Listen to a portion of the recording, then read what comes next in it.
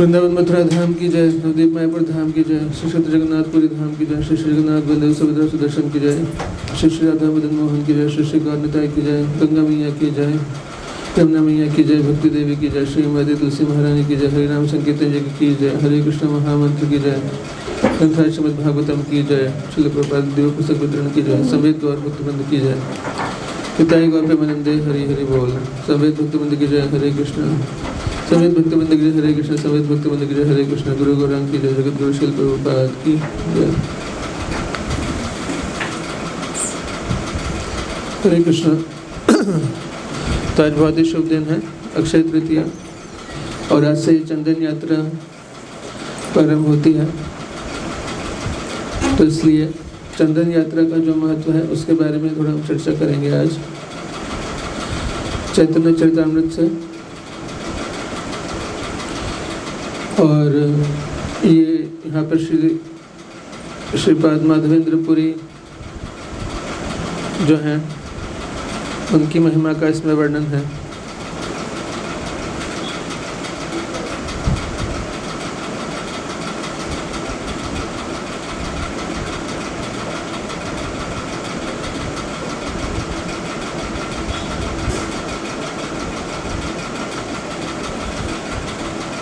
तो उनकी भी लीला का इसमें वर्णन सुनेंगे।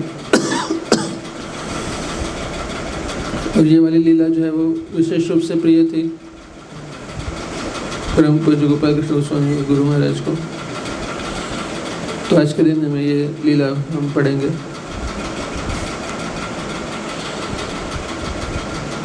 तो कि श्लोक के साथ पढ़ेंगे तो ज़्यादा समय लगेगा, इसलिए हम केवल अनुवाद पढ़ेंगे। कुछ श्लोक हम बीच में पढ़ेंगे, प्यार जो है कुछ बीच में पढ़ेंगे, लेकिन वैसे हिंदी में ही पढ़ेंगे। चैतन्य चरितामृत से मध्य लीला अध्याय 4। जय जय श्री चैतन्य जय नित्यानंद, जय द्वैत चंद्र जय गौर भक्त वृंद, जय जय श्री चैतन्य जय नित्यानंद, जय द्वैत चंद्र जय गौर भक्त वृंद, जय जय श्री चैतन्य जय नित्यानंद, जय जय द्वैत चंद्र जय गौर भक्त वृंद। ओम अज्ञानतिमिरान्धस्य ज्ञानाञ्जनशलाकया चक्षुरुन्मिलितं येन तस्मै श्रीगुरवे नमः।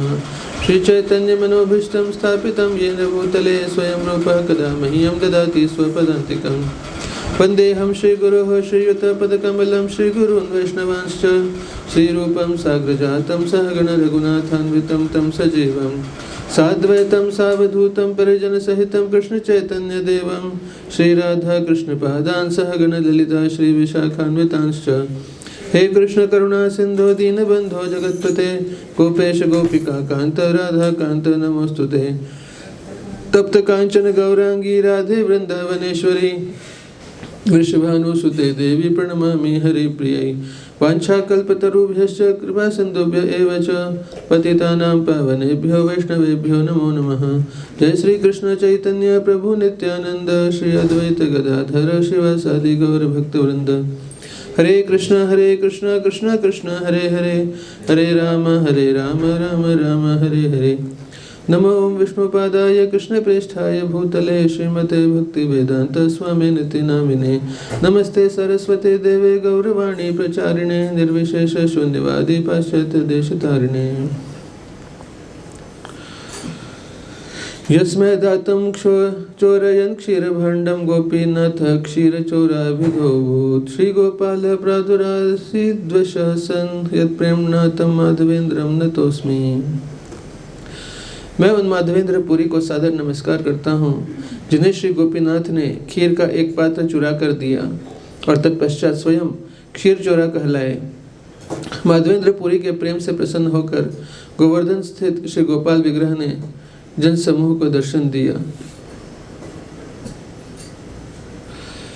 तो माधवेंद्र पुरी के लिए गोपीनाथ जी ने खीर का पात्र चुराया और स्वयं खीर चोर गोपीनाथ का नाम उनका हुआ। और उन्हीं के प्रेम से प्रसन्न होकर गोपाल जी ने गोवर्धन में जनसमूह को दर्शन दिया। श्री श्री जगन्नाथ बलदेव सुभद्रा सुदर्शन की जय।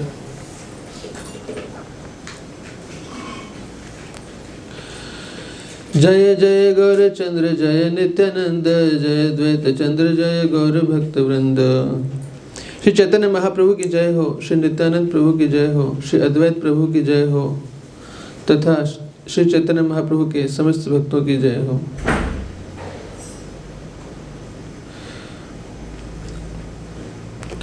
महाप्रभु जगन्नाथपुरी गए और भगवान जगन्नाथ के मंदिर के दर्शन किए। वे सार्वभौम भट्टाचार्य से भी मिले।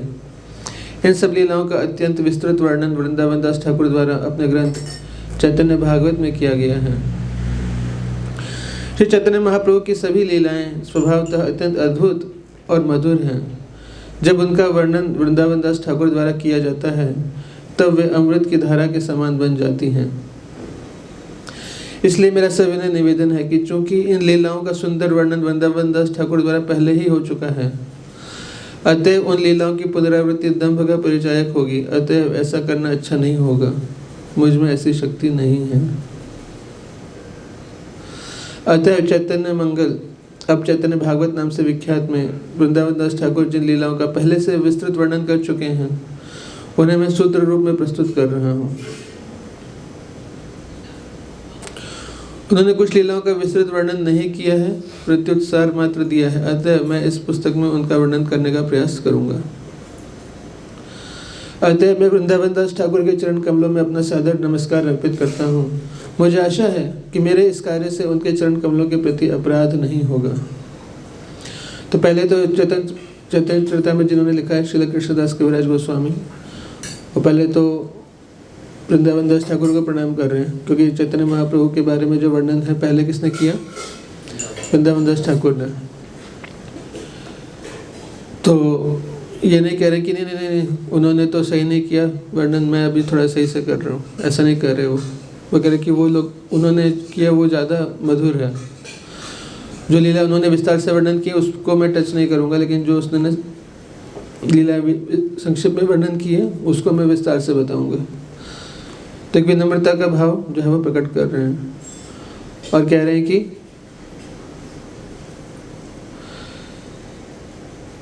महाप्रभु की लीलाओं का वर्णन जब वृंदावन दास ठाकुर द्वारा किया जाता है तब वे अमृत की धारा के समान बन जाती हैं। तो चैतन्य भागवत सब भक्तों को पढ़ना चाहिए, जिसमें उन्होंने वृंदावन दास ठाकुर ने जो चैतन्य महाप्रभु की लीलाओं का वर्णन किया, बहुत ही सुंदर अद्भुत वर्णन है। सबको पढ़ना चाहिए। तो प्रभुपाद जी के ग्रंथ पढ़ लें, श्रीमद् भागवतम, चैतन्य चरितामृत, उसके बाद चैतन्य भागवत सबको पढ़ना चाहिए।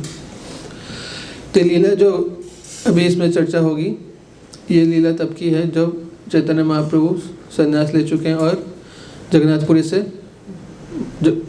जा रहे हैं मायापुर से, और रास्ते में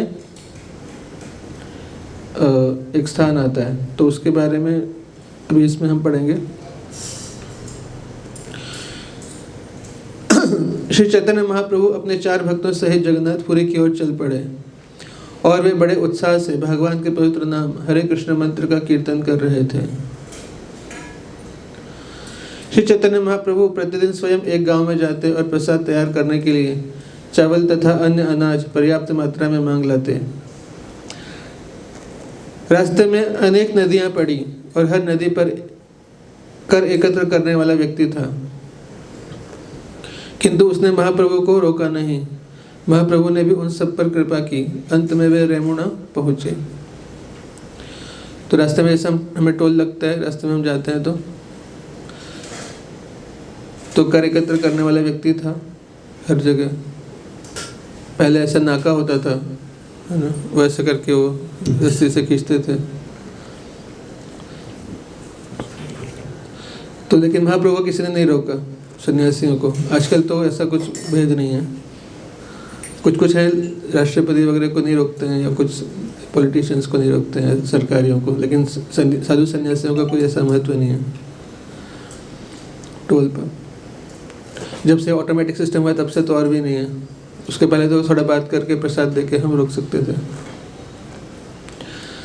लेकिन महाप्रभु को पहले, जब महाप्रभु गए थे तो किसी ने रोका नहीं। अंत में रेमुणा पहुंचे। रेमुणा के मंदिर में गोपीनाथ का विग्रह अत्यंत आकर्षक था। चैतन्य महाप्रभु ने इस मंदिर में दर्शन किए और अत्यंत भक्ति पूर्वक नमस्कार किया। जब श्री चैतन्य महाप्रभु गोपीनाथ विग्रह के चरण कमलों में प्रणाम कर रहे थे तो गोपीनाथ के सिर का पुष्प मुकुट महाप्रभु के मस्तक पर गिर गया। जब अर्चा विग्रह का पुष्प मुकुट उनके मस्तक पर आ गिरा तो श्री चैतन्य महाप्रभु अत्यंत प्रसन्न हुए और उन्होंने अपने भक्तों के साथ विभिन्न प्रकार से कीर्तन तथा नर्तन किए। तो एक शुभ संकेत है कि भगवान कृपा कर रहे हैं डेटी फॉर्म में। कभी ऐसा हमारे साथ भी हुआ होगा भक्तों के साथ कि प्रणाम कर रहे मस्तक मुकुट गिर गया है, कुछ फूल गिर गया, तो ये अच्छी बात है। लेकिन इसका मतलब ये नहीं कि जानबूझ करके हम थोड़ा सा ऐसा हल्का सा रखें और तो थोड़ा सा ऑल्टर हिला देंगे तो क्या अपने आप गिरेगा। फिर हम कहेंगे देखो मेरा डिवोशनल सर्विस, भगवान भी जो है कृपा कर रहे हैं। तो ऐसा नहीं करना चाहिए। ये नेचुरल भगवान कैसे प्रकट करते हैं कई बार। श्री चैतन्य महाप्रभु के प्रगाढ़ प्रेम, उनके अति उत्तम सौंदर्य तथा उनके दिव्य गुणों को देखकर अर्चा विग्रह के सभी सेवक आश्चर्यचकित रह गए। ओहो अद्भुत।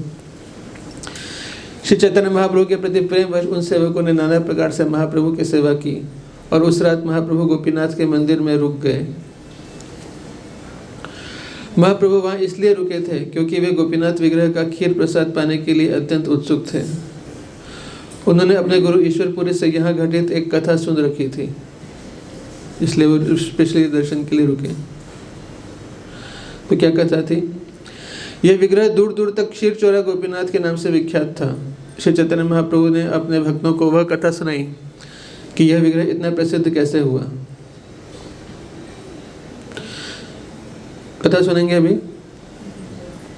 पूर्व काल में इस विग्रह ने माधवेंद्रपुरी के लिए क्षीर का पात्र चुराया था, अतः वे क्षीर चुराने वाले भगवान के नाम से प्रसिद्ध हुए। तो माधवेंद्रपुरी कौन थे? चैतन्य महाप्रभु के गुरु थे ईश्वरपुरी, उनके भी गुरु थे माधवेंद्रपुरी। एक बार श्री माधवेंद्रपुरी वृंदावन गए और वहां घूमते घूमते वे गोवर्धन पर्वत पहुंचे। माधवेंद्रपुरी भगवत प्रेम में उन्मत्त रहते थे। उन्हें इसका ज्ञान भी नहीं रहता था कि दिन है या रात।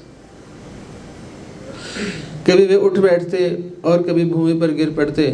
उन्हें उचित अथवा अनुचित स्थान में भेद नहीं रहता था। तो ये उत्तम महाभागवत का ये लक्षण है कि उनको प्रेम में इतना उन्मत्त रहते हैं कि दिन रात का ज्ञान नहीं पता चलता उनको।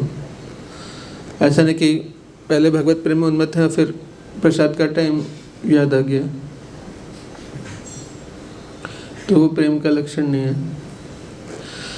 कभी वे उठ बैठते, कभी भूमि पर गिर पड़ते। उचित अनुचित भी वो इतना नहीं मानते थे, उनको याद ही नहीं रहता था प्रेम के कारण,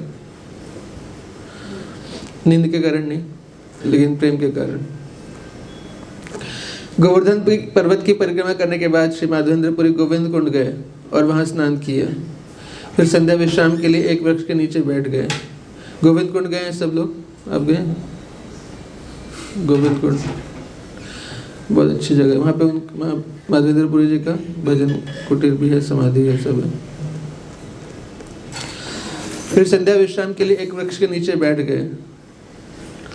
जब वे वृक्ष के नीचे बैठे थे तभी एक अज्ञात ग्वाल बाल दूध का पात्र लेकर आया और माधवेंद्रपुरी के सामने पात्र रखकर हंसते हुए उनसे इस प्रकार बोला, हे माधवेंद्रपुरी, कृपया मेरे द्वारा लाया हुआ दूध पीजिए। आप खाने के लिए कुछ भोजन क्यों नहीं मांग लाते? आप किस तरह ध्यान कर रहे हैं?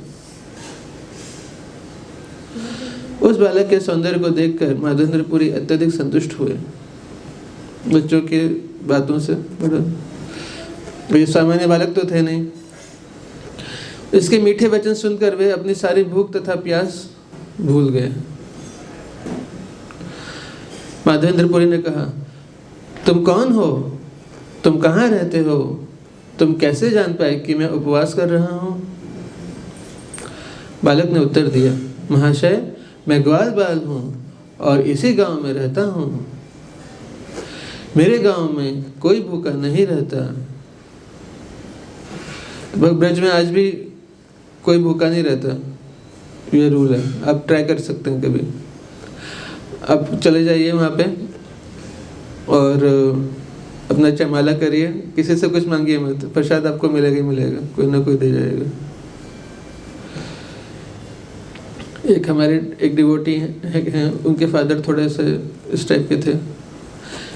कई बार वो ऐसे टेस्ट करते हैं ना हम लोग कि क्या है, ऐसे बोलते हैं, हवा में बातें हैं या कुछ होता भी है। तो गुजरात में रहते थे वो, तो उन्हें सुनता कहता भगवान का नाम जपने से कोई भी ऐसा खाने की कोई टेंशन नहीं होती है। जबरदस्ती में लोग दौड़ते भागते हैं। तो उन्होंने एक पेड़ के नीचे बैठ गए, जप करने लगे ऐसे टेस्ट करने के लिए। तो सच में ही जो है वो माला कर रहे थे, तो सच में ही कोई ना कोई लोग आ गए, उनको प्रसाद दे दिया। रियल की घटना है ये। तो ब्रज में आज भी कोई भूखा नहीं सोता, अल्लाह सोच जानबूझ करके फास्टिंग कर रहा हो। लेकिन भगवान के ऊपर डिपेंड करेगा। भगवान देखेंगे ज़्यादा इसका एटीट्यूड ज़्यादा है तो भूखा रख भी सकते हैं। तो भगवान पर लेकिन जनरली भूखा रहता नहीं है कोई। बंदर भी हमने देखा, कोविड में भी बंदरों को भी कुछ ना कुछ मिल ही रहा था। कोई ना कोई भगवान प्रेरणा देते रहते, लोग जाके बंदरों को अपना चने वने लेके लोग जा रहे थे। कोविड के टाइम में, लॉकडाउन में भी जा रहे थे लोग। इस गांव में कोई भी व्यक्ति दूसरे से मांग कर भोजन कर सकता है। कुछ लोग केवल दूध पीकर रहते हैं, किंतु यदि कोई व्यक्ति किसी से भोजन नहीं मांगता तो मैं उसको खाने की सारी वस्तुएं देता हूँ। भगवान देते हैं स्वयं,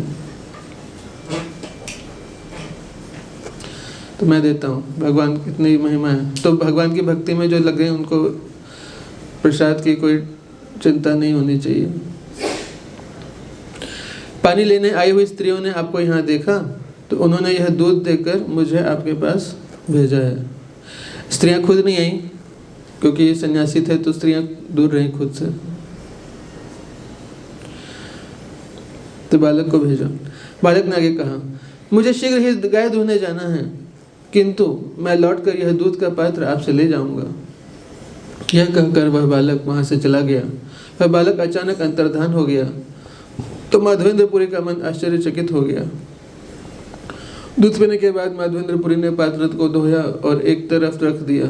फिर वे उस बालक की राह देखते रहे, किंतु वह बालक नहीं लौटा। माधवेंद्रपुरी सो नहीं सके। वे बैठे रहे और हरे कृष्ण महामंत्र का जप करते रहे। रात्रि समाप्त होने पर उन्हें थोड़ी झपकी आ गई और उनके सारे बाह्य कार्य रुक गए। माधवेंद्रपुरी ने स्वप्न में उसी बालक को देखा। वह बालक उनके सामने आया और उनका हाथ पकड़कर उन्हें जंगल में एक कुंज तक ले गया। स्वप्न में हो रहा है। बालक ने माधवेंद्रपुरी को वह कुंज दिखाया और कहा, मैं इसी कुंज में रहता हूँ, अतः मुझे कड़ाके की ठंड, बरसती वर्षा, वायु तथा झुलसती गर्मी के कारण अत्यंत कष्ट हो रहा है।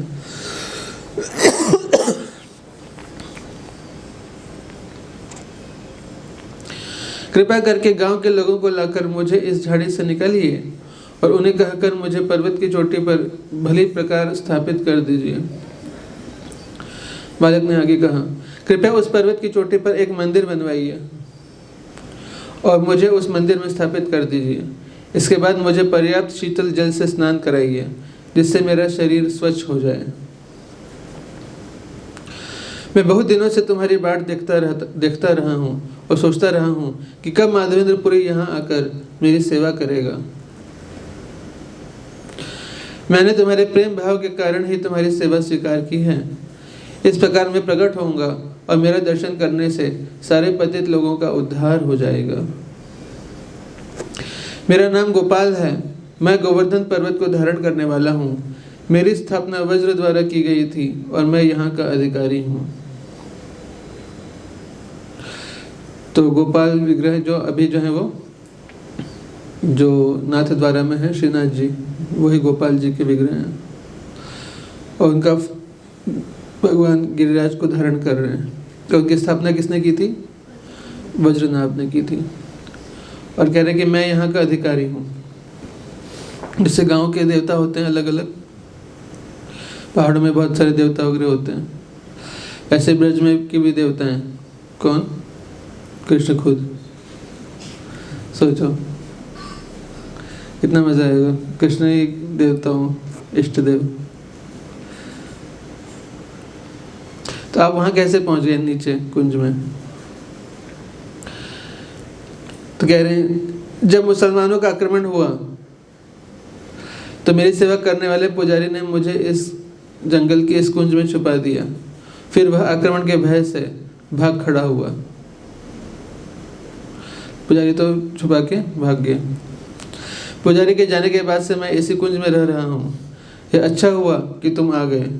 अब सावधानी से मुझे बाहर निकालो। यह कहकर बालक अंतर्धान हो गया। तब माधवेंद्रपुरी जाग गए और अपने स्वप्न के बारे में विचार करने लगे। माधवेंद्रपुरी पश्चाताप करने लगे। मैंने साक्षात कृष्ण को देखा किंतु मैं उन्हें पहचान न सका। यह कहकर वे प्रेम आवेश में भूमि पर गिर पड़े।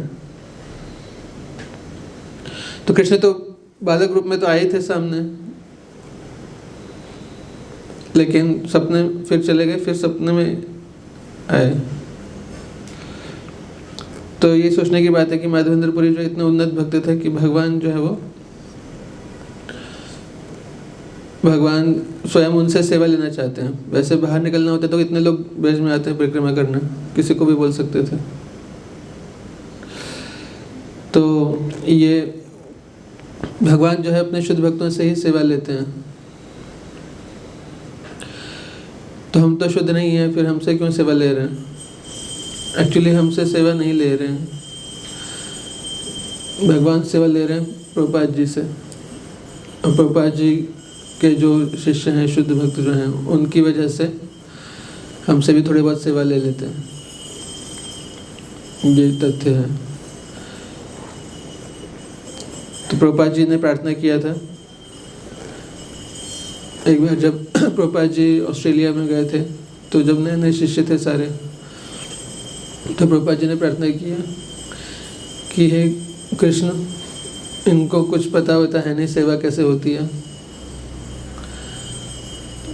बहुत ही ये लोग रजोगुण तमोगुण में रहते हैं, मलेच्छ और यवन टाइप के लोग हैं, इनको पता नहीं, तो इनके अपराध क्षमा कर दीजिएगा और आप टॉलरेट करिए उनकी गलतियों को। तो ये हमें समझना चाहिए कि हम कोई महान नहीं है कि हम सेवा कर रहे हैं। हम माधवेंद्रपुरी के लेवल पे नहीं हैं, प्रभुपाद जी हैं। तो प्रभुपाद जी की वजह से कृष्ण हमारी सेवा स्वीकार कर रहे हैं। और हम जब भगवान को भोग लगाते हैं तो तुलसी महारानी होती हैं, तुलसी हम डालते हैं। तो तुलसी की वजह से, तुलसी महारानी से प्रेम के कारण भगवान जो है वो उस भोग को स्वीकार कर लेते हैं। ये नहीं कि हमारा बनाया हुआ भोग जो है भगवान को बड़ा स्वादिष्ट लगता है, इसलिए ऐसा भक्त को समझना चाहिए। लेकिन ये भी नहीं कि डिप्रेशन में चले जाएं ऐसा सोच के। भगवान कृपालु हैं और प्रभुपाद जी कृपालु हैं, इस वजह से हमसे सेवा ले रहे हैं। चाहे कोई भी सेवा हो, नॉट जस्ट कुकिंग, चाहे क्लीनिंग हो, चाहे प्रीचिंग हो, चाहे मैनेजमेंट हो, कुछ भी हो, तो प्रभुपाद जी की कृपा से हो रहा है ये सब। तो माधवेंद्रपुरी कुछ समय तक रोते रहे, किंतु उसके बाद उन्होंने गोपाल की आज्ञा का पालन करने पर अपना चित्त स्थिर किया। ठीक है, रोना धोना काफ़ी हो गया, ये नहीं कि पूरा उसी में समय निकल गया। अब सेवा कैसे करनी है, इस पर चित्त को स्थिर किया। इस तरह वे शांत हुए। प्रातःकाल स्नान करने के बाद माधवेंद्रपुरी गांव में गए और सारे लोगों को एकत्र किया। फिर वे इस प्रकार कहने लगे, इस गांव के स्वामी गोवर्धनधारी कुंज में पड़े हुए हैं, आइए चलकर उन्हें इस स्थान से बाहर निकाल लें। झाड़ियाँ इतनी घनी हैं कि हम जंगल में प्रवेश नहीं कर पाएंगे, अतएव रास्ता बनाने के लिए कुल्हाड़े तथा कुदाल ले लो। यह सुनकर सारे लोग हर्षित हो माधवेंद्रपुरी के साथ चल पड़े। उनके निर्देश अनुसार उन्होंने झाड़ियाँ काटकर रास्ता बनाया और जंगल में प्रवेश किया। जब उन्होंने अर्चा विग्रह को धूल तथा घास से ढका देखा तो सब आश्चर्य तथा हर्ष से भर गए। जब अर्चा विग्रह के शरीर को साफ कर दिया गया तो उनमें से कुछ लोगों ने कहा, यह विग्रह बहुत भारी है, अकेला व्यक्ति इसे नहीं हिला सकता। चूंकि वह विग्रह बहुत भारी था, अतः कुछ बलवान लोग उसे पर्वत की चोटी पर ले जाने के लिए एकत्र हुए। माधवेंद्र पुरी भी वहां गए तो कई लोगों ने मिलकर विग्रह को उठाया। एक बड़े पत्थर को सिंहासन बनाया गया और उस पर अर्चा विग्रह को प्रतिष्ठित कर दिया गया। एक दूसरा बड़ा पत्थर विग्रह के सहारे के लिए पीछे लगा दिया गया। तो बड़ा पत्थर था, उसको सिंहासन और पीछे से तो ऐसा वर्टिकल हो गया, उस पर टिका के। गांव के सारे ब्राह्मण पुरोहित जल के 9 घड़े लेकर एकत्र हुए और गोविंद कुंड से पानी लाया तथा उसे छाना गया। अर्चा विग्रह की प्रतिष्ठा करते समय गोविंद कुंड से 900 घड़े जल लाया गया। कितने? 900 घड़े। बिगुल तथा ढोल बजने लगे और स्त्रियां गीत गाने लगी। प्रतिष्ठा उत्सव के समय कुछ लोग गा रहे थे तो कुछ नाच रहे थे। गांव का सारा दूध, दही तथा घी उत्सव के लिए लाया गया। वहां पर नाना प्रकार के व्यंजन तथा मिठाइयाँ और अन्य उपहार लाए गए। मैं उन सब का वर्णन कर पाने में असमर्थ हूँ। गांव वाले प्रचुर मात्रा में तुलसी दल, फूल तथा विविध प्रकार के वस्त्र ले आए। तब श्री माधवेंद्र पुरी ने स्वयं अभिषेक स्नान कराने का उत्सव प्रारंभ किया। जब मंत्रोच्चारण से सारा अमंगल दूर हो गया तब अर्चा विग्रह का अभिषेक प्रारंभ हुआ। सर्वप्रथम विग्रह पर प्रचुर तेल मला गया जिससे उनका शरीर चिकना हो उठा। ये विधि यहाँ पर बता रहे हैं अर्चा विग्रह पर अभिषेक का। प्रथम स्नान के बाद पंचगव्य से तथा फिर पंचामृत से स्नान कराया गया। फिर 100 घड़ों में लाए गए घी तथा जल से महास्नान कराया गया। पंचगव्य पंचामृत में क्या अंतर है पता है? पंचगव्य में होता है दूध, दही, घी, गोमूत्र और गोबर, और पंचामृत में होता है दूध, दही, घी, शहद और चीनी। तो ये सभी चीजें शहद के अलावा, शहद और चीनी के अलावा ये सभी गाय से प्राप्त होती है। महास्नान के बाद पुनः विग्रह को सुगंधित तेल से मलकर उनके शरीर को चिकना किया गया। तत्पश्चात एक शंख में सुगंधित जल भरकर अंतिम अभिषेक संपन्न किया गया। विग्रह का शरीर स्वच्छ करने के बाद उन्हें सुंदर नए वस्त्र पहनाए गए।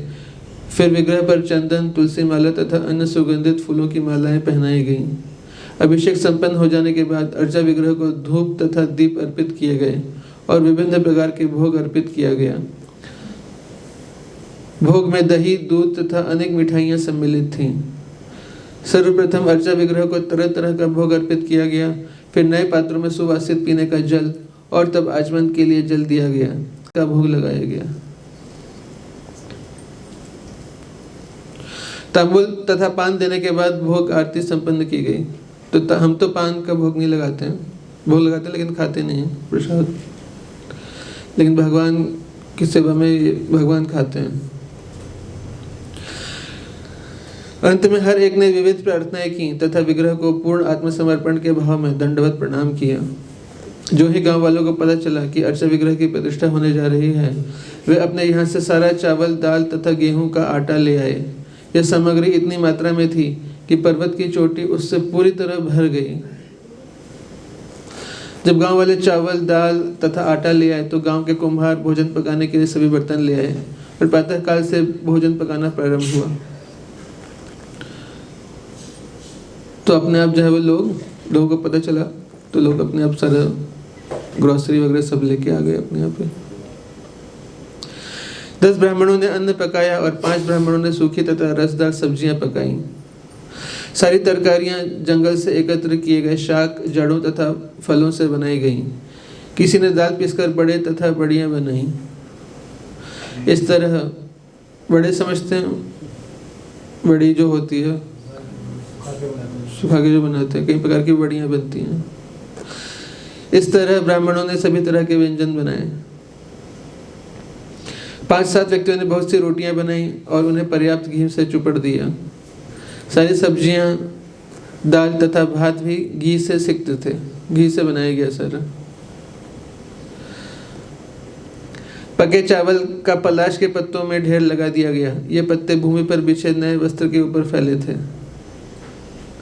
पके चावल के ढेर के पास ही रोटियों का ढेर था।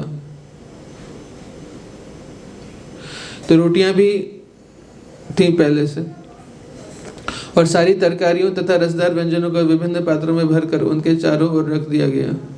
तरकारियों के पास दही, दूध, मट्ठा, शिखरिणी, खीर, मक्खन तथा दही की मलाई भरे पात्र रख दिए गए। इसको अन्नकूट कहा जाता है। इस प्रकार अन्नकूट महोत्सव मनाया गया और श्री माधवेंद्रपुरी गोस्वामी ने स्वयं गोपाल को हर वस्तु का भोग लगाया। पीने के लिए अनेक घड़ों में सुगंधित जल भरा गया और भगवान श्री गोपाल जो इतने दिनों से भूखे थे, उन्होंने कई अर्पित की गई वस्तुएं खाई। सारा प्रसाद उन्होंने कई दिन से, पता नहीं कितने साल पहले उनको छुपाया गया होगा झाड़ी में। यद्यपि श्री गोपाल ने भोग लगाई गई सारी सामग्री खा ली, फिर भी उनके दिव्य हाथ के स्पर्श से हर वस्तु पूर्ववत बनी रही। माधवेंद्रपुरी ने दिव्य अनुभव से जान लिया कि किस तरह गोपाल द्वारा सब कुछ खा लिया गया और फिर भी भोजन ज्यों का त्यों बना रहा। भगवान के भक्तों से कुछ छुपा नहीं रहता। तो माधवेंद्रपुरी जो है, उनको पता चल गया कि भगवान ने खा लिया। तो हमें तो पता नहीं चल पाता, हम तो मान लेते हैं कि खा लिया। तो खाते भी हैं भगवान, प्रभुपाद जी की कृपा से। यह अद्भुत महोत्सव तथा श्री गोपाल जी की प्रतिष्ठा दोनों की व्यवस्था एक ही दिन में हो गई। यानी कि 1 महीने पहले से पूरा ड्राइव चला गया, कलेक्शन और ये वो। 3 साल से कोशिश कर रहे हैं, फिर होगा, ऐसा नहीं। उसी एक ही दिन में सारी व्यवस्था कर दिया। भगवान की कृपा से कुछ भी हो सकता है, लेकिन माधवेंद्रपुरी जैसा डिवोशन होना चाहिए। निस्संदेह यह सब गोपाल की शक्ति से ही संभव हो सका। इसे भक्तों के अतिरिक्त कोई दूसरा नहीं समझ सकता। प्रभुपाद जी कहते हैं कि कुछ ही समय में कृष्ण भावनामृत आंदोलन सारे विश्व में फैल गया और संसारी लोग यह देखकर अत्यंत आश्चर्यचकित हैं। किंतु श्री चैतन्य महाप्रभु की कृपा से हम जानते हैं कि कृष्ण की कृपा से सब कुछ संभव है। तो फिर कृष्ण को 5 वर्ष क्यों लग गए? प्रभुपाद जी पूछ रहे हैं ये सवाल। एक ही दिन में करा देते सारा।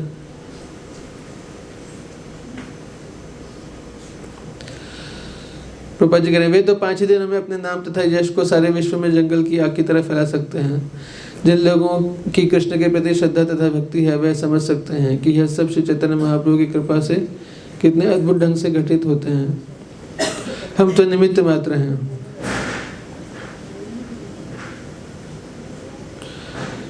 तो भगवान की इच्छा से सब कुछ होता है। कृष्ण भावनामृत संघ हमें चैतन्य महाप्रभु के संप्रदाय का प्रचार करके तथा उनके नाम तथा यश को विश्व भर में प्रचारित करके अपने पूर्ववर्ती आचार्यों की सेवा करनी चाहिए। यदि हम संघ में रहते हुए इसका गंभीरतापूर्वक प्रयास करें तो यह अवश्य सफल होगा। भौतिक दृष्टि से यह अनुमान लगाना आवश्यक नहीं है कि ऐसा किस प्रकार होगा, किंतु बिना किसी आशंका के इसे तो कृष्ण कृपा से होना ही है। तो यह आंदोलन विश्व भर में प्रचारित होगा, तो इसको कोई रोक नहीं सकता कृष्ण की कृपा से। हमें लेकिन उसमें गंभीरतापूर्वक प्रयास करना चाहिए। ऐसा नहीं कि हमारे प्रयास से होगा, लेकिन प्रयास हमें गंभीरतापूर्वक करना चाहिए। श्री माधवेंद्रपुरी ने गोपाल को आचमन के लिए जल दिया और चबाने के लिए पान दिए। उसके बाद जब आरती की गई तो सारे लोगों ने गोपाल की जय जयकार की। भगवान के विश्राम का प्रबंध करने के उद्देश्य से श्रील माधवेंद्रपुरी एक नई चारपाई ले आए और उसके ऊपर एक नई चादर बिछाकर शैया प्रस्तुत कर दी गई। चारपाई को चारों ओर से चटाई से ढककर एक अस्थायी मंदिर बना दिया गया। इस तरह एक शैया थी, उसे ढकने के लिए चटाइयाँ थी। भगवान को शयन कराने के उपरांत माधवेंद्रपुरी ने प्रसाद बनाने वाले ब्राह्मणों को एकत्र किया और उनसे कहा, अब बच्चे से लेकर वृद्ध तक हर एक को भरपेट भोजन कराइए। वहाँ एकत्र सारे लोग प्रसाद ग्रहण करने के लिए बैठ गए और एक एक करके सबने प्रसाद ग्रहण किया। सबसे पहले सभी ब्राह्मणों तथा उनकी पत्नियों को भोजन कराया गया। गोवर्धन के लोगों ने ही नहीं अपितु अन्य गांवों से आए लोगों ने भी प्रसाद ग्रहण किया। उन्होंने गोपाल विग्रह का दर्शन भी किया और उन्हें प्रसाद भी मिला। तो मंदिर में जो भी आते हैं उनको कुछ प्रसाद मिलना चाहिए। माधवेंद्रपुरी का प्रभाव देखकर वहां एकत्र सारे लोग आश्चर्यचकित हो गए। उन्होंने देखा कि कृष्ण के समय जो अन्नकूट उत्सव मनाया गया था वही अब श्री माधवेंद्रपुरी की कृपा से पुनः मनाया जा रहा है। जो गोवर्धन लीला के समय पे जो अन्नकूट मनाया गया था वैसा ही उत्सव मनाया गया। इस अवसर पर उपस्थित सारे ब्राह्मणों को माधवेंद्रपुरी ने वैष्णव संप्रदाय में दीक्षा दी, दीक्षा भी दे दी वहां पे, और उन्हें विभिन्न सेवा कार्यों में लगा दिया। तो डीटीज की सेवा के लिए ब्राह्मण दीक्षा जरूरी है, इसलिए ब्राह्मण दीक्षा, ब्राह्मण वो थे ही सारे पहले से, तो उनको दीक्षा दिया, ब्राह्मण दीक्षा, और उनकी सेवा में लगा दिया। विश्राम के बाद विग्रह को संध्या समय जगाना चाहिए और तुरंत ही उन्हें कुछ भोजन तथा जल का भोग लगाना चाहिए। इस भोग को वैज्ञानिक भोग अर्थात संध्या काल में लगाए जाने वाला भोग कहते हैं। जब देश भर में यह प्रचार हो गया कि भगवान गोपाल गोवर्धन पर्वत के ऊपर प्रकट हो चुके हैं, तो आसपास के सभी गांव वाले विग्रह का दर्शन करने आए। हर एक गांव वालों ने एक एक करके माधवेंद्रपुरी से प्रार्थना की कि अन्नकूट उत्सव मनाने के लिए उन्हें एक दिन नियत कर दिया जाए। इस तरह कुछ समय तक प्रतिदिन अन्नकूट उत्सव मनाया जाता रहा। तो कई सारे गांव थे, तो एक एक गांव वाले एक एक दिन अन्नकूट मना रहे थे। माधवेंद्रपुरी ने दिन भर कुछ नहीं खाया, किंतु रात में विग्रह को शयन कराने के बाद उन्होंने दूध से बना प्रसाद खाया। तो ये होस्ट का कर्तव्य है कि होस्ट जो लास्ट में प्रसाद पाए, ये नहीं कि जैसे प्रसाद पहले होस्ट पा लिए, बाद में जनता बाद में पा रही है, ये एटिकेट नहीं है। पुनः अगली सुबह अर्चा विग्रह की सेवा प्रारंभ हुई और एक गांव के लोग विविध प्रकार के खाद्य द्रव्य लेकर आ गए। गांव के सारे निवासी गांव भर का सारा अन्न, घी, दही तथा दूध गोपाल अर्चा विग्रह को भोग लगाने के लिए लाए। दूसरे दिन पहले की तरह अन्नकूट उत्सव मनाया गया। सारे ब्राह्मणों ने भोजन पकाया और गोपाल ने उसे ग्रहण किया। कृष्ण भावनामृत संपन्न करने के लिए आदर्श स्थान व्रज भूमि या वृंदावन है, जहाँ लोग स्वभावतः कृष्ण से प्रेम करते हैं। कृष्ण भी उनसे प्रेम करते हैं। विभिन्न गांवों से अनेक लोग गोपाल विग्रह का दर्शन करने आए और उन सब ने पेट भरकर महाप्रसाद ग्रहण किया। जब उन लोगों ने गोपाल के सर्व उत्कृष्ट रूप को देखा तो उनका सारा शोक तथा दुख नष्ट हो गया। व्रजभूमि के आसपास के सारे गांव के लोग गोपाल के प्राकट्य की जानकारी मिलने पर इनका दर्शन करने आए। उन सब ने दिन प्रतिदिन अन्नकूट उत्सव मनाया। इस तरह न केवल पड़ोसी गांव अपितु अन्य प्रांत भी गोपाल के प्रादुर्भाव के विषय में जान गए। फलतः सभी जगहों से लोग नाना प्रकार के उपहार लेकर आए। मथुरा के बड़े बड़े धनी लोग भी नाना प्रकार के उपहार लेकर आए और उन्होंने भक्तिपूर्वक उन्हें अर्चा विग्रह को अर्पित किया। इस तरह सोना, चांदी, वस्त्र, सुगंधित द्रव्य तथा खाद्य पदार्थों के असंख्य उपहार आए और गोपाल का भंडार प्रतिदिन बढ़ता गया। धनी क्षत्रिय राजपुरुष ने मंदिर बनवा दिया, गवर्नमेंट ने मंदिर बनवा दिया। किसी ने भोजन पकाने के बर्तन दे दिए, किसी ने 4 दीवारियां बनवा दी। ब्रजभूमि में रहने वाले हर परिवार ने एक एक गाय दी। इस तरह हजारों गायें गोपाल की संपत्ति बन गई। प्रभुपाद जी कह रहे हैं तात्पर्य में, अर्चा विग्रह की प्रतिष्ठा करने, मंदिर बनवाने तथा मंदिर की संपत्ति बढ़ाने का यही उपाय है। हर व्यक्ति को चाहिए कि मंदिर के निर्माण कार्य के लिए उत्साहपूर्वक धन दे और प्रसाद वितरण के लिए अन्न भी दे। भक्तों को चाहिए कि वे भक्ति के संदेश का प्रचार करें और इस तरह लोगों को अर्चा विग्रह की व्यावहारिक सेवा में लगाएं। प्रचार भी बढ़ाना चाहिए। धनी व्यक्ति भी इस कार्य में भाग लेने के लिए आकृष्ट हो सकते हैं। इस तरह सारे लोग आध्यात्मिक रूप से प्रवृत्त होंगे और सारा समाज कृष्ण भावनामृत को ग्रहण कर सकेगा। अंत में बंगाल से 2 सन्यासी ब्राह्मण वहां आए। माधवेंद्रपुरी को वे बहुत अच्छे लगे और उन्हें वृंदावन में रखकर सभी सुविधाएं प्रदान की। तब माधवेंद्रपुरी ने उन दोनों को दीक्षा दी और भगवान की दैनिक सेवा का कार्यभार सौंप दिया। यह सेवा लगातार होती रही और अर्चा विग्रह की पूजा अत्यंत सुंदर ढंग से होने लगी थी। इससे माधवेंद्रपुरी अति आनंदित हुए। इस प्रकार 2 वर्षों तक मंदिर में अर्चा विग्रह की पूजा अत्यंत ऐश्वर्य के साथ चलती रही। कितने समय तक? 2 साल तक। तब एक दिन माधवेंद्रपुरी ने एक सपना देखा। सपने में माधवेंद्रपुरी ने देखा कि गोपाल कह रहे हैं, मेरे शरीर का ताप अभी भी कम नहीं हुआ है।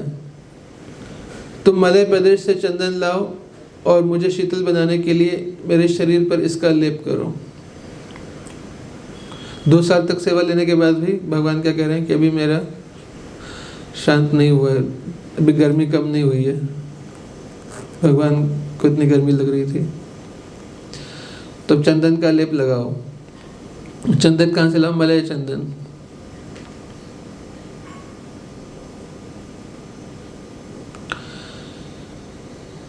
तुम जगन्नाथपुरी से चंदन लाओ।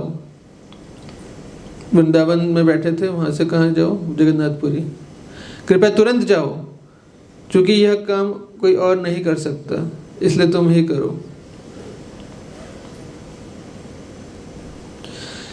इस स्वप्न को देखकर माधवेंद्रपुरी गोस्वामी भगवत प्रेम के भाव के कारण अत्यंत प्रसन्न हुए और भगवान के आदेश का पालन करने के उद्देश्य से वे बंगाल जाने के लिए पूर्व की ओर चल पड़े। उन्होंने सोचा कि अरे मैं क्यों जाऊं, मैं सन्यासी हूं, मेरे को भजन करना है, माला करनी है, मैं कहाँ से जाऊं, मेरे पास तो कोई साधन भी नहीं है, कोई फैसिलिटी नहीं है। ऐसा नहीं सोचा उन्होंने। ये नहीं सोचा कि मैं ही क्यों सेवा करूं, और भी तो लोग हैं, उनको सेवा दो। सेवा ज़्यादा मिल गई तो उन्होंने सोचा कि ये मेरा प्रिविलेज है, अच्छी बात है, मुझे सेवा दे रहे हैं। ये नहीं कहा कि मैं क्यों सेवा करूं। तो तुरंत चल पड़े। चलने के पूर्व माधवेंद्रपुरी ने नियमित सेवा पूजा के लिए सारी व्यवस्था कर दी और उन्होंने विभिन्न लोगों को विविध कार्यों में लगा दिया। फिर गोपाल की आज्ञा लेकर वे बंगाल के लिए चल पड़े। जब माधवेंद्रपुरी शांतिपुर में अद्वैत आचार्य के घर पहुंचे तो माधवेंद्रपुरी में उर्मिपूर्ण भगवत प्रेम देखकर आचार्य अत्यंत हर्षित हुए। अद्वैत आचार्य ने माधवेंद्रपुरी से दीक्षा देने की प्रार्थना की। उन्हें दीक्षा देने के बाद माधवेंद्रपुरी दक्षिण भारत के लिए चल पड़े। तो अद्वैत आचार्य को दीक्षा किन्होंने दिया? माधवेंद्रपुरी।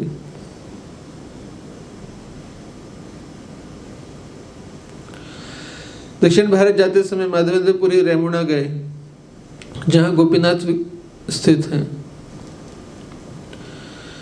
ये अभी भी उड़ीसा में है रेमुणा। वहाँ पे इस्कॉन का बहुत बड़ा अच्छा मंदिर भी है।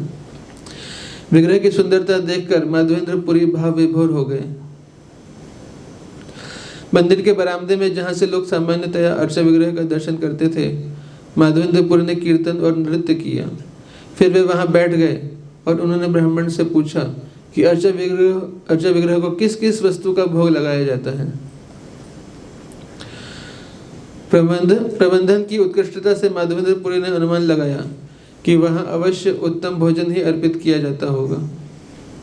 मैनेजमेंट काफी अच्छा था वहां पर।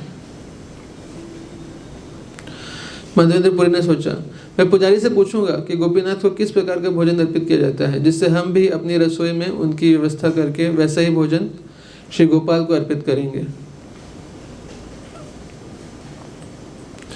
जब ब्राह्मण पुजारी से इस विषय में पूछा गया तब उसने विस्तार पूर्वक बताया कि गोपीनाथ के अर्चा विग्रह को कौन कौन से भोग अर्पित किए जाते हैं। ब्राह्मण पुजारी ने कहा, संध्या समय अर्चा विग्रह को मिट्टी के 12 पात्रों में खीर का भोग लगाया जाता है। चूंकि इसका स्वाद अमृत जैसा होता है, अतएव यह अमृत केली कहलाता है। यह खीर सारे जगत में गोपीनाथ क्षीर के नाम से विख्यात है। ऐसी खीर दुनिया में अन्यत्र कहीं भी अर्पित नहीं की जाती है। जब माधवेंद्रपुरी ब्राह्मण पुजारी से बातें कर रहे थे तब खीर का भोग अर्चा विग्रह के समक्ष लाया गया था। यह सुनकर माधवेंद्रपुरी ने इस प्रकार विचार किया, यदि मुझे बिना मांगे थोड़ी सी खीर मिल जाए तो मैं उसे चख लूं और ऐसे ही खीर अपने भगवान गोपाल के लिए तैयार करूं। जब माधवेंद्रपुरी को खीर चखने की इच्छा हुई तो उन्हें बहुत लज्जा आ गई, अतएव वे तुरंत ही भगवान विष्णु का चिंतन करने लगे। जब वे इस प्रकार भगवान विष्णु का चिंतन कर रहे थे तब भोग का अर्पण समाप्त हो गया और आरती शुरू हो गई। तो लज्जा का अनुभव क्यों हुआ उनको? क्योंकि जब भोग लग रहा हो उस समय चिंतन नहीं करना चाहिए, या भोग बन रहा हो कि अरे आज तो बढ़िया पकौड़े प्रसाद भोग लग रहे हैं या कुछ ऐसा होगा, मतलब आपने पहले ही उसको एक तरह से आपने चिंतन कर लिया तो दूषित हो गया। फिर तो एटिकेट है, रूल है कि भोग बन रहा हो तो उसका स्मेल नहीं करना चाहिए और उसको जो है खाने की इच्छा नहीं करनी चाहिए। भोग लगने से पहले प्रसाद जब तक नहीं बन जाए तब तक उसको ग्रहण करने की इच्छा नहीं प्रकट करनी चाहिए।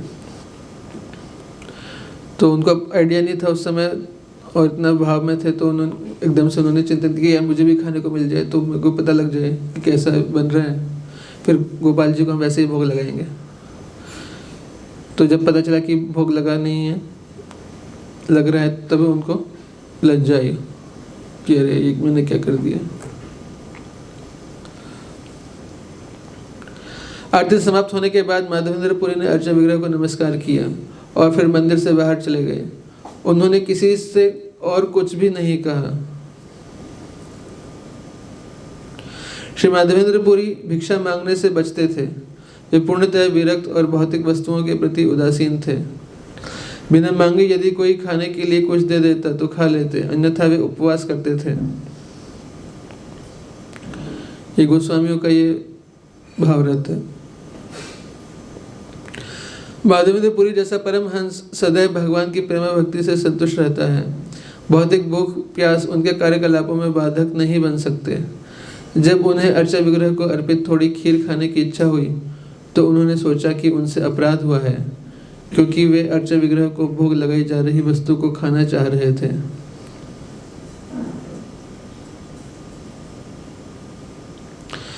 माधवेंद्रपुरी मंदिर से बाहर चले गए और गांव के खाली बाजार में बैठ गए। वे वहां बैठकर कीर्तन करने लगे। इसी बीच मंदिर के पुजारी ने अर्चा विग्रह को शयन करा दिया। पुजारी अपना दैनिक कार्य समाप्त करके आराम करने लगा। सपने में उसने देखा, पुजारी भी एडवांस थे काफी। सपने में उसने देखा कि गोपीनाथ अर्चा विग्रह आकर उससे बातें कर रहे हैं।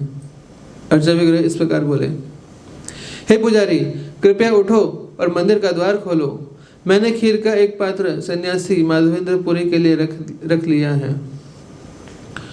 यह खीर का पात्र मेरे कपड़े के पर्दे के पीछे है। तुम मेरी माया के कारण उस पात्र को नहीं देख पाए। माधवेंद्रपुरी नामक एक सन्यासी निर्जन बाजार में बैठा है। तुम खीर के इस पात्र को मेरे पीछे से उठा लो और जाकर उसे दे दो। स्वप्न पूरा होने पर पुजारी तुरंत शैया से उठ खड़ा हुआ और उसने अर्चा विग्रह के कक्ष में प्रवेश करने के पूर्व स्नान करना उचित समझा। फिर उसने मंदिर का द्वार खोला। अर्चा विग्रह के निर्देश अनुसार पुजारी ने खीर का पात्र कपड़े के पर्दे के पीछे पाया। उसने वह पात्र हटाया और उस स्थान को साफ किया जहां वह रखा था। जैसे हमारे यहाँ भी पर्दा है, हर मंदिर में पर्दा होता है। तो यहाँ पे जगन्नाथ जी अगर खीर का पात्र चुराएं तो हम समझ सकते हैं कहाँ छुपाएंगे। इसके बाद वह मंदिर से बाहर चला गया। वह मंदिर का द्वार बंद करके खीर का पात्र लेकर गांव में चला गया। उसने माधवेंद्रपुरी की खोज प्रत्येक हाट में जाकर पुकारा। वह पुजारी खीर का पात्र उठाकर पुकारने लगा, जिसका नाम माधवेंद्रपुरी हो वह आकर यह पात्र ले जाए। गोपीनाथ ने तुम्हारे लिए इस खीर के पात्र की चोरी की है। दूसरे से अनाउंसमेंट वो करने लगा। पुजारी ने आगे कहा, क्या माधवेंद्रपुरी नामक सन्यासी आकर यह खीर का पात्र लेंगे और अत्यंत सुखपूर्वक प्रसाद ग्रहण करेंगे? आप तो तीनों लोकों में परम भाग्यशाली व्यक्ति हो। तो जिसके लिए भगवान ने स्वयं चोरी किया, तो कितना एडवांस है वो व्यक्ति। यह निमंत्रण सुनकर माधवेंद्रपुरी सामने आए और उन्होंने अपना परिचय दिया। तब पुजारी ने उन्हें वह खीर पात्र दिया और दंडवत प्रणाम किया।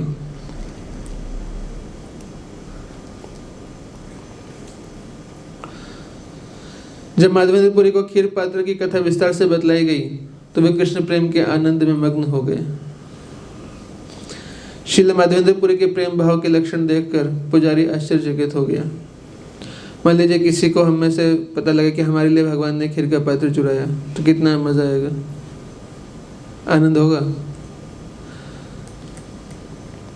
तो देखिए, उनकी समझ में आ गया कि कृष्ण उनके प्रति इतने कृतज्ञ क्यों हो गए थे, और उसने देखा कि कृष्ण का यह कार्य उपयुक्त था।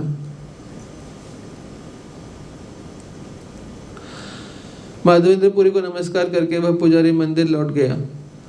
तब भावावेश में माधवेंद्रपुरी ने कृष्ण द्वारा प्रदत्त खीर ग्रहण की।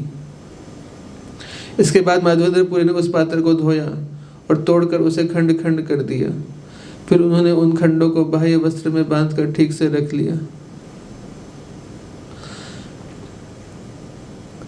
माधवेंद्रपुरी प्रतिदिन उस मिट्टी के पात्र का एक खंड खाते और खाते ही वे भावावेश में आ जाते। ये सब अद्भुत कथाएं हैं। मिट्टी का पात्र वो खाने लगे। तो कई बार ऐसे देखा गया, कुछ लोग जो है भाव के कारण ये सब होता है ना। कोई लोग देश की मिट्टी खाते हैं, ऐसा करके, ऐसे अलग अलग जिससे आसक्ति होती है वो चीज अलग अलग भाव प्रकट करते हैं इस तरीके से।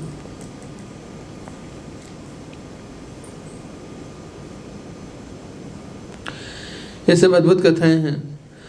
उस पात्र को खंड खंड करके अपने वस्त्र में बांध लेने के बाद माधवेंद्रपुरी सोचने लगे, भगवान ने मुझे खीर का पात्र दिया है और कल प्रातः जब लोग इसके बारे में सुनेंगे तो बहुत भारी भीड़ लग जाएगी, क्योंकि लोग देखेंगे अरे इतने महान संत हैं तो इनका आशीर्वाद लेना चाहिए, महाराज सर में हाथ रख दो, हमें भी कुछ कृपा मिल जाए।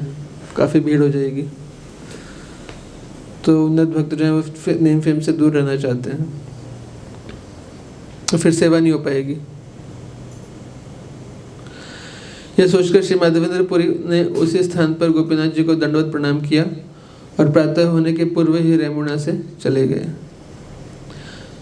लगभग ये पुरी से कितना 120 किलोमीटर दूर है लगभग शायद रेमुणा। कोई गए हैं? माधवेंद्रपुरी चलते चलते जगन्नाथपुरी पहुंचे, जो नीलाचल के नाम से भी विख्यात है। वहां उन्होंने भगवान जगन्नाथ जी के दर्शन किए और प्रेम आनंदवश विह्वल हो गए। श्री माधवेंद्रपुरी भगवत प्रेम से भाव विभूत होकर कभी उठ खड़े होते और कभी भूमि पर गिर पड़ते, कभी वे हंसते नाचते और गाते। इस प्रकार जगन्नाथ विग्रह के दर्शन करके उन्होंने दिव्य आनंद का अनुभव किया। जब माधवेंद्रपुरी जगन्नाथपुरी आए तो लोग उनकी दिव्य ख्याति से परिचित थे। पहले से उनकी ख्याति बिना सोशल मीडिया के वायरल हुए, पहले से ही उनकी ख्याति पहुंच गई। भगवान जो है डिपेंडेंट नहीं है सोशल मीडिया पे, लेकिन सोशल मीडिया का यूज़ किया जा सकता है, लेकिन भगवान चाहे तो वैसे ही कुछ भी कर सकते हैं। क्योंकि ख्याति से लोग परिचित थे, अतः लोगों की भीड़ आने लगी और भक्तिवश उनका तरह तरह से सम्मान करने लगी। मनुष्य भले ही न चाहता हो, फिर भी विधाता द्वारा नियत प्रतिष्ठा उसे मिल ही जाती है। निस्संदेह भक्त की दिव्य प्रतिष्ठा समग्र विश्व में फैल जाती है। अपनी प्रतिष्ठा के भय से माधवेंद्रपुरी रेमुणा छोड़कर चले गए, किंतु भगवत प्रेम द्वारा प्रदत्त प्रतिष्ठा इतनी उत्कृष्ट है कि वह भक्त के साथ साथ जाती है, मानो उसका पीछा कर रही हो।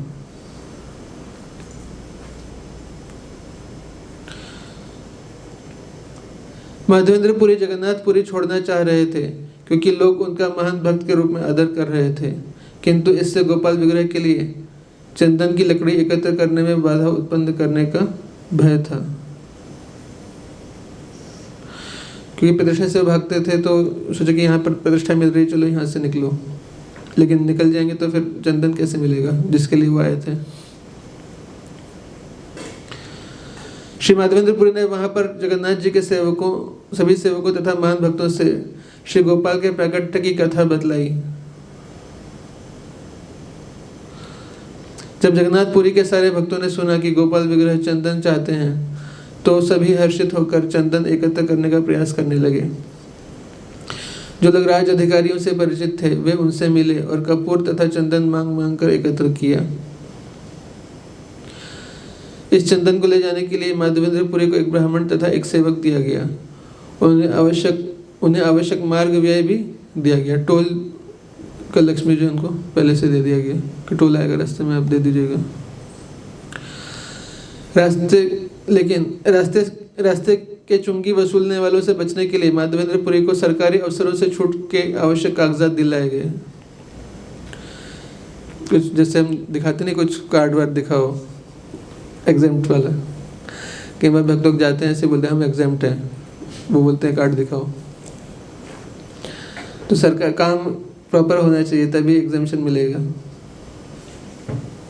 कभी वृंदावन में हम घूमते रहते हैं गाड़ी से तो पुलिस रोकते हैं।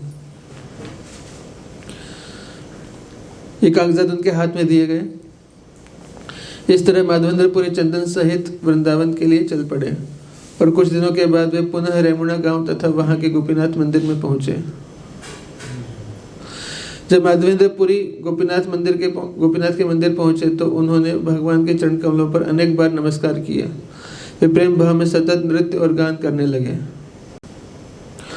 जब गोपीनाथ के पुजारी ने माधवेंद्रपुरी को फिर से आए देखा तो उसने उन्हें सादर नमस्कार किया और खीर प्रसाद खिलाया।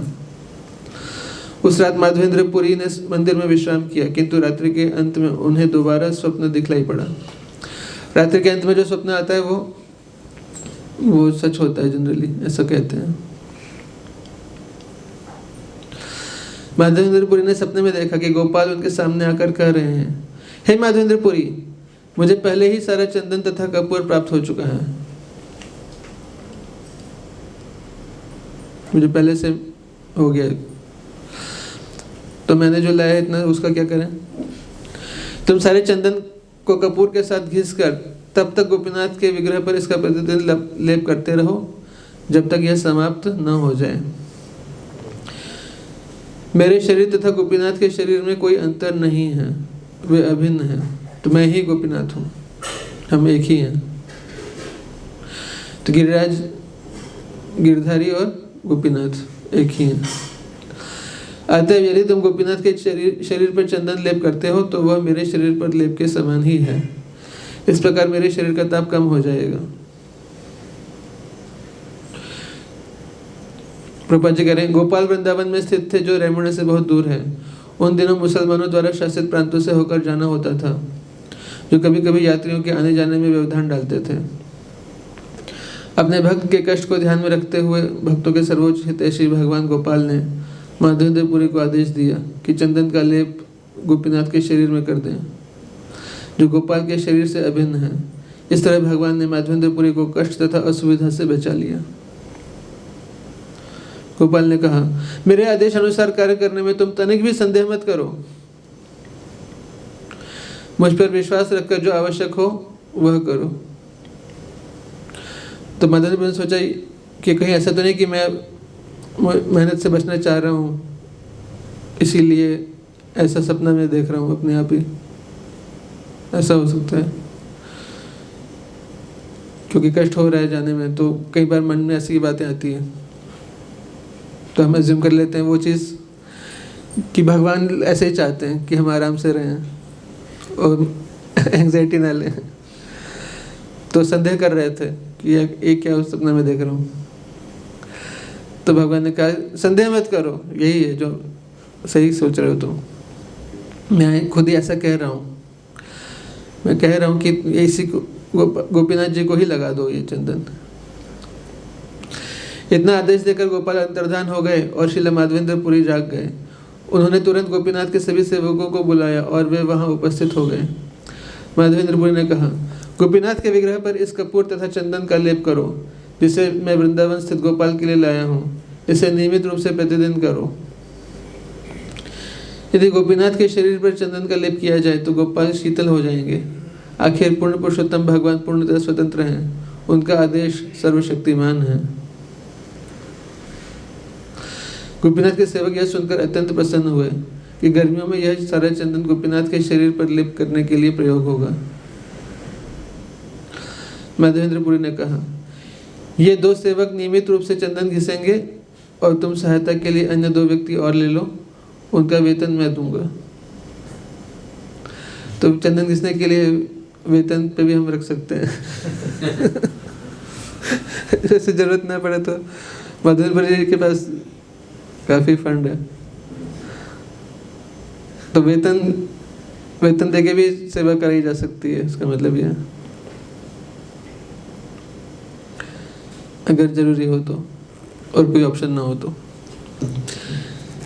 इस तरह प्रतिदिन गोपीनाथ जी को चंदन घिसकर लेप किया जाता है। इससे गोपीनाथ के सेवक अत्यंत प्रसन्न थे। इस प्रकार पूरा चंदन समाप्त होने तक गोपीनाथ के विग्रह पर चंदन का लेप होता रहा और माधवेंद्र पुरी तब तक वहीं रहे।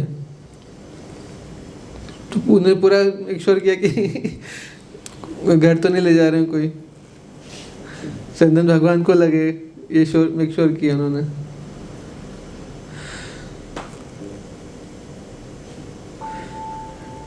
कहाँ गया?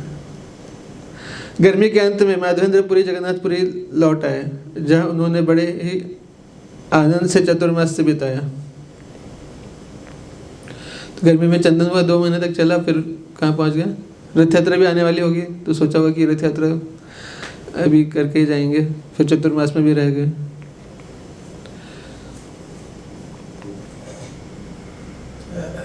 तो इस तरह श्री चैतन्य महाप्रभु ने स्वयं माधवेंद्र पुरी के अमृतमय गुणों की प्रशंसा की, और जब वे यह सब भक्तों को सुना रहे थे तो उन्होंने स्वयं भी इसका आस्वादन किया। तो देखिए कितना उच्च कोटि का जो है वो माधवेंद्र पुरी जी का सेवा भाव था। श्री चैतन्य महाप्रभु ने नित्यानंद से यह निर्णय करने के लिए कहा। तो नित्यानंद प्रभु आप बताइए, क्या इस जगत में माधवेंद्र पुरी के समान और कोई भाग्यशाली है? श्री चैतन्य महाप्रभु ने कहा, माधवेंद्र पुरी इतने भाग्यशाली थे कि साक्षात भगवान कृष्ण उनके समक्ष दूध देने के बहाने प्रकट हुए। भगवान ने माधवेंद्र पुरी को स्वप्न में 3 बार आदेश दिया। हमें आदेश मिला स्वप्न में कोई भी? कभी आदेश मिलता भी है तो, लेकिन दूसरे को आदेश नहीं मिलता तो प्रॉब्लम क्लेश हो जाता है उस वजह से, ऐसा देखा गया। जब मान लीजिए आपको स्वप्न में आदेश मिल गया कि देखो आज जो है मेरे को 50 किलो खीर का भोग लगा है।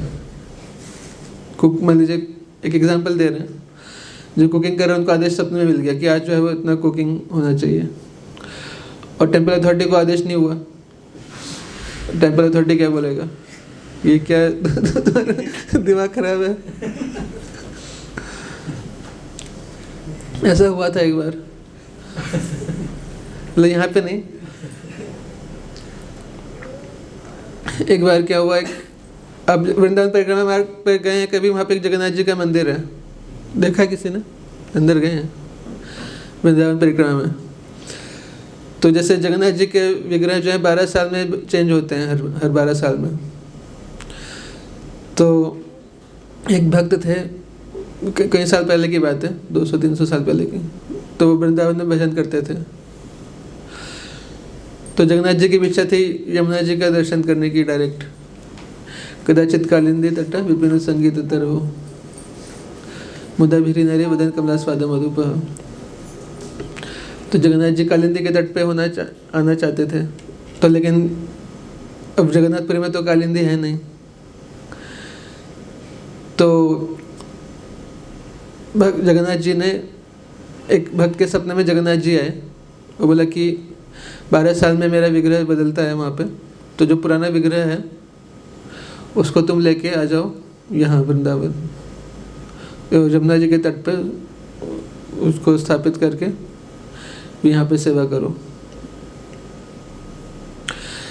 तो उनको लगा बहुत बढ़िया, तो मज़ा आ गया। अब तो गए जगन्नाथपुरी और वहाँ पे बोले, वहाँ के जो पंडित जी लोग थे कि मेरे को ऐसे ऐसी आज्ञा हुई है, पुराने वाले विग्रह मेरे को दे दो। तो पंडित लोगों ने कहा कि मेरे को ऐसी कोई आज्ञा नहीं हुई है, हमें कोई आज्ञा नहीं हुई, निकलो यहाँ से। फिर राजा के पास पहुँचे, राजा ने बोला ये क्या बकवास है, भागो यहाँ से, कुछ नहीं मिलने वाला। तो उनको लगा कि अरे ये क्या बात हुई, मुझे भगवान ने आज्ञा दिया, इन्होंने मेरे को रिजेक्ट कर दिया। तो 3 दिन उन्होंने जो समुद्र के किनारे पे गए पुरी में, वहाँ पे 3 दिन तक उन्होंने भजन किया बिना खाए पिए, कि मेरे को आपने आज्ञा दिया और इनको आज्ञा नहीं दिया, ये दे नहीं रहे हैं। 3 दिन तक भजन किया बिना खाए पिए। तो फिर उसके बाद जो है वो जगन्नाथ जी ने राजा को आज्ञा दिया वहाँ पे कि मेरा एक भक्त है वृंदावन से आया है, उसको मेरे पुराने विग्रह तुम दे दो। तो फिर राजा ने ढूंढवाया कौन है, फिर उनको विग्रह दिया। फिर वो विग्रह जो है वो शायद अभी भी हैं वृंदावन में। जब परिक्रमा मार्ग पे जाते हैं घूम के, तो अटला चुंगी से पहले जब परिक्रमा कर रहे होते हैं, अटला चुंगी से पहले मंदिर आता है। तो विग्रह आज भी हैं। तो भगवान जब सपने में आदेश देंगे कुछ, जो भगवान चाहते होंगे एक्चुअल में, तो वो आदेश फिर दूसरे को भी देंगे। तो मुझे सपने में आया है, उसको लेके लड़ाई ना करें दूसरों से। कई बार कुछ लोग कहते हैं प्रभुपाद जी सपने में आए, उन्होंने ऐसा कहा कि मैं ही दीक्षा दूंगा अगले 10,000 साल तक। तो ऐसा आदेश सबको मिलना चाहिए ना, क्योंकि मानसिक रोगी भी होते हैं कुछ लोग, ऐसा एज्यूम करना चाहते हैं कि हमें भगवान ने दर्शन दिया। एक ये भाव रहता है, क्योंकि हम इतने डेस्परेट हैं भगवान के दर्शन प्राप्त करने के लिए, और अपने आप को हम इतना कई बार एडवांस दिखाना चाहते हैं कि भगवान को हम सोचते हैं या प्रभुपाद को हमारे सपने में ले आते हैं अपने मन से ही। सीताराम जी हंस रहे हैं।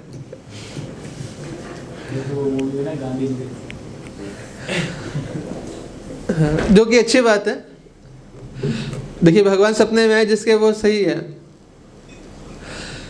तो फिर अब आप लड़ाई करो, लड़ाई भी भगवान की प्रसन्नता के लिए करो। आप भगवान को अपने सपने में देखा तो हम तो झूठ नहीं कह सकते, लेकिन हमें नहीं आए तो वो भी देखना पड़ेगा ना।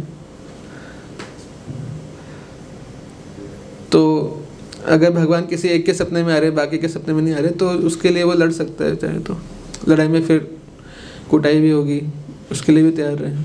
भगवान चाहते होंगे कि आपकी कुटाई हो, भगवान कुछ भी चाह सकते हैं। यानी कहने का मतलब ये है कि माधवेंद्रपुरी के सपने में 3 बार आए, और सब कोई ऐसा किसी ने ये नहीं कहा कि अरे आपके सपने में कैसे आ गए, हमें तो ऐसा कुछ नहीं बोला। तो पुजारी के सपने में भी आए, और जो ग्वालियर थे, जब वृंदावन में जब गोपाल जी को ढूंढा, तो सारे लोगों ने, ब्रजवासियों ने उसकी बातें मान ली। तो ऐसा नहीं था कि अपने मन से बोल रहे थे, भगवान स्वयं उनके स्वप्न में आए और उनको आदेश दिया। तो कौन इतना भाग्यशाली है। माधवेंद्रपुरी इतने भाग्यशाली थे कि साक्षात भगवान कृष्ण उनके समक्ष दूध देने के बहाने प्रकट भी हुए थे, डायरेक्ट भी, सपने में भी आए थे और डायरेक्ट भी आए थे। कई बार देखा गया कि भगवान हमारे जीवन में प्रकट हो, ये तीव्र इच्छा हमारे अंदर इतनी हो जाती है, कभी कभी ऐसा होता है कि जो भी आता है हम उसको भगवान मान लेते हैं। ऐसा देखा गया कि जो भी आया सामने, थोड़ा सा किसी ने थोड़ा बात कर लिया, लगता कि यार ये तो साक्षात भगवान आ गए हैं हमारे जीवन में। तो किसी सामान्य व्यक्ति को भगवान मान लेते हैं। कभी कुछ लोग जो है गुरु गुरु को या काउंसलर को, फैसिलिटेटर को भगवान मान लेते हैं।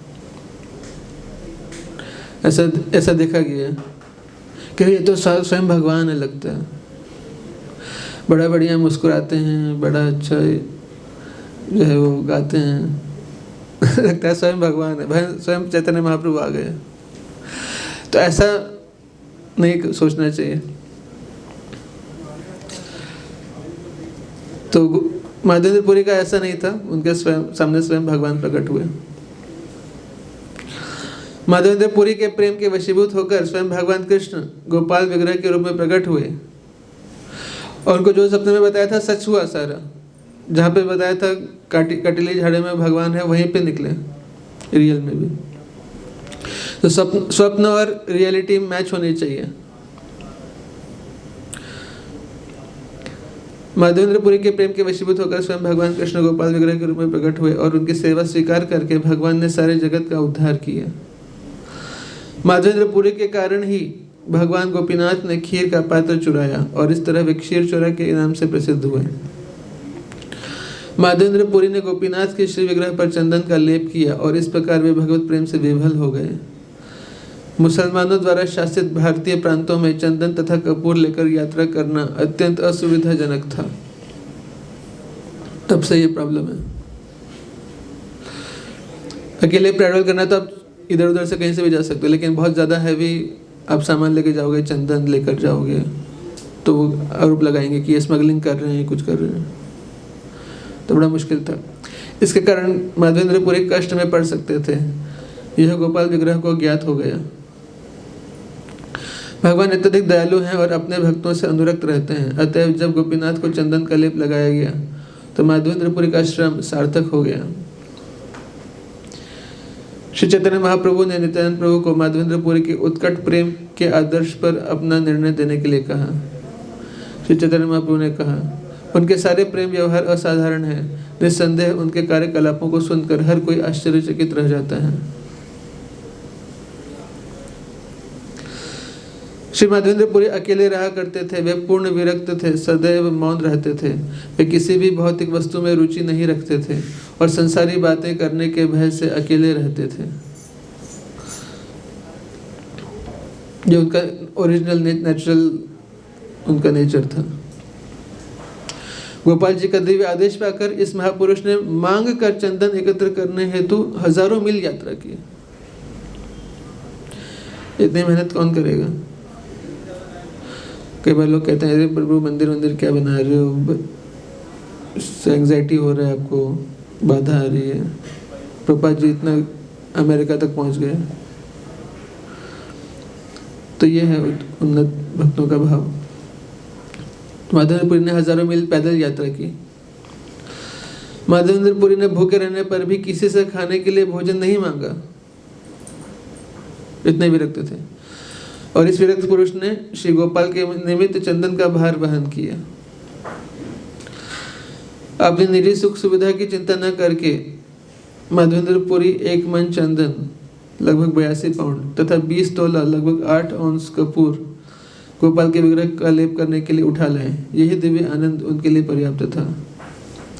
चूंकि उड़ीसा प्रांत से बाहर चंदन ले जाने पर प्रतिबंध था, अतएव चुंगी अधिकारी ने पूरा चंदन अपने पास रख लिया। किंतु माधवेंद्रपुरी ने उसे सरकार द्वारा दिया गया विमोचन पत्र दिखलाया। केवल पुलिस जो है पहले से बहुत ज़्यादा प्रेशर क्रिएट करते हैं, फिर उनको लेटर दिखाओ तो बोलते हैं सर सॉरी। माधवेंद्रपुरी वृंदावन की लंबी यात्रा के दौरान मुस्लिमों के द्वारा शासित एवं अनगिनत पहरेदारों से भरे हुए प्रांतों से गुजरते हुए तनिक भी चिंतित नहीं हुए। सोचिए,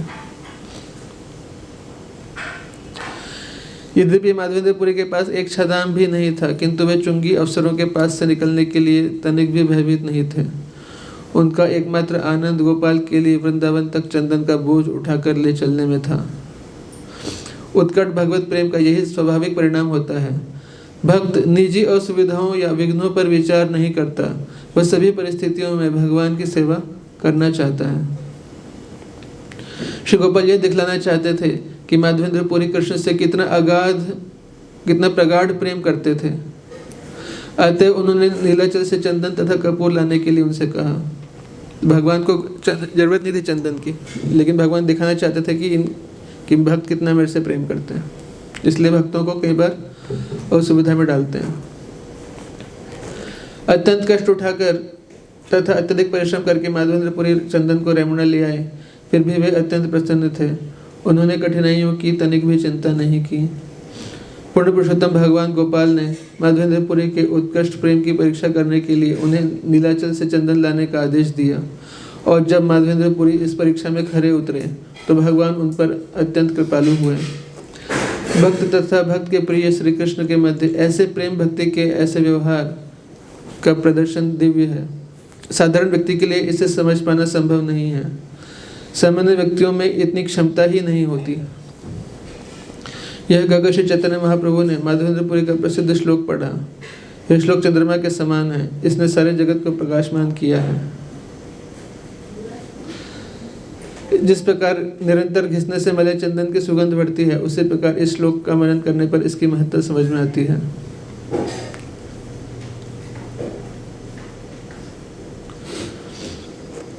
जिस प्रकार रत्नों में कौस्तुभ मणि को अत्यंत मूल्यवान माना जाता है, उसी तरह भक्ति के रस से संबंधित काव्य में इस श्लोक को सर्वोत्तम माना जाता है।